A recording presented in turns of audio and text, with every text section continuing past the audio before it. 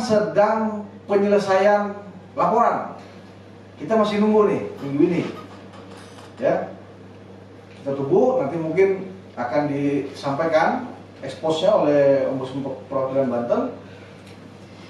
Nah, apa yang menjadi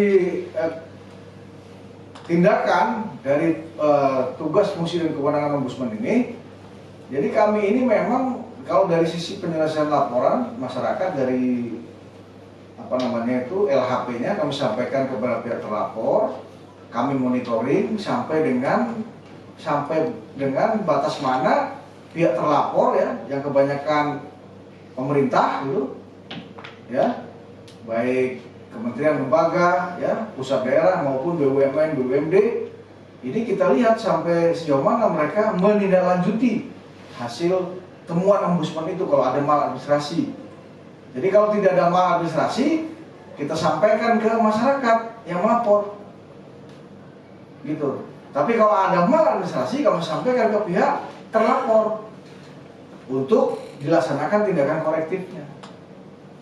Ya, insya Allah kalau kami di KU di OSKS Utama 5 bidang kemaritiman investasi, ya, akan mengawal sampai tuntas.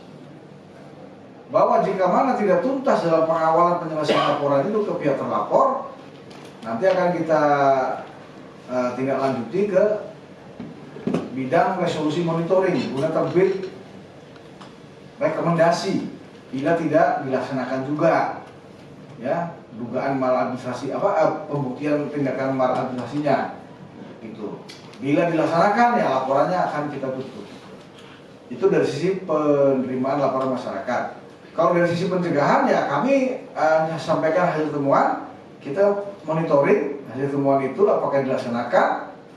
Ya, tadi saya sampaikan, alhamdulillah selalu dilaksanakan baik sebagian maupun total, ya. Tidak serta-merta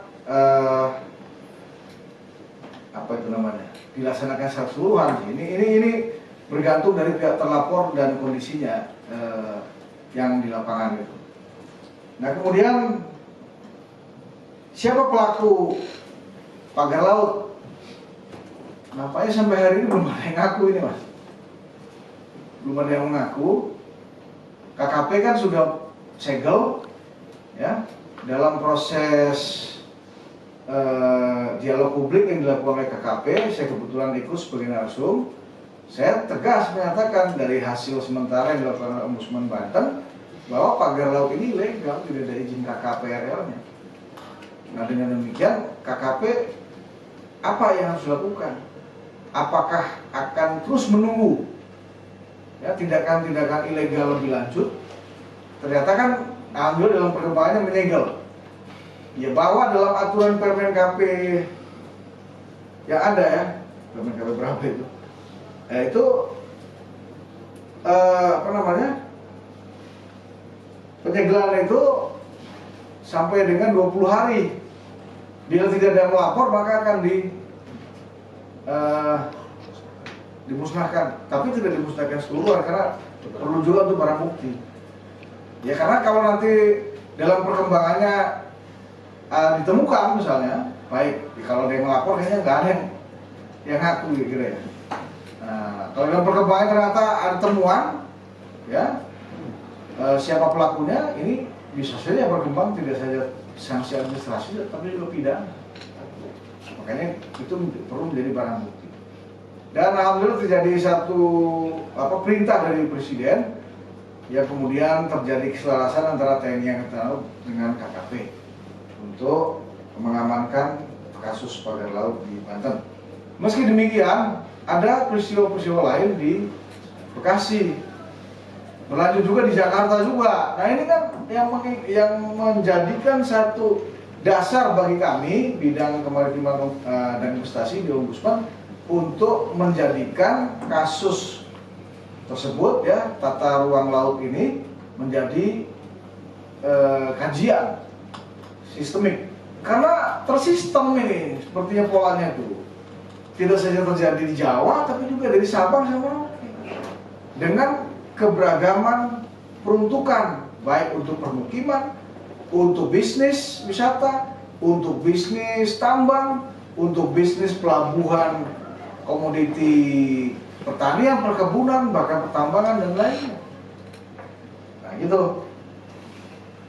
Jadi kasus tersebut saya kira nanti juga berlanjut tuh temuan terkait SHM maupun SHAGB, SHGU yang nantinya ya Ombudsman bisa meminta, bisa memanggil pihak-pihak yang menjadi terlapor, pihak terkait, ya pihak pelapor bila mungkin nanti ada yang melaporkan untuk kita mintai satu informasi dan dokumen-dokumen yang ada. Kalau memang ternyata ada SHM, SHGB, SHGU yang terbit, ya ini kan nanti akan kita cek apakah sudah ada melalui izin KKPRL. Kalau itu masuk wilayah perairan, gitu. Kami saat ini sedang menangani satu laporan yang sudah terbit LHP terkait persoalan SHM yang terbit di wilayah perairan. Tapi ini karena bukan satu hasil kajian atau investigasi, ini kasus yang private, jadi kita belum bisa mempublikasikan, ya, gitu. Ya, tidak tanggung-tanggung sih yang terlibat di dalam kasus ini, ya. Nantilah ada topik berikutnya. Ya, jadi itu yang saya maksud bahwa ini kasus yang tadi. Kenapa demikian? Karena memang ternyata tidak cukup daratan saja yang menjadi objek perebutan wilayah, tapi juga perairan. Tadi ya, dulunya pagar makan tanaman, masuk hutan, ya, sampai konflik dengan satwa, dengan harimau, dengan gajah, dengan babi hutan dan lain. Sekarang konflik dengan nelayan, termasuk ikan-ikan dan kepiting, ikan ya nanti mungkin akan hijrah ke mana lagi, gitu. Karena luas perairan kita semakin terancam.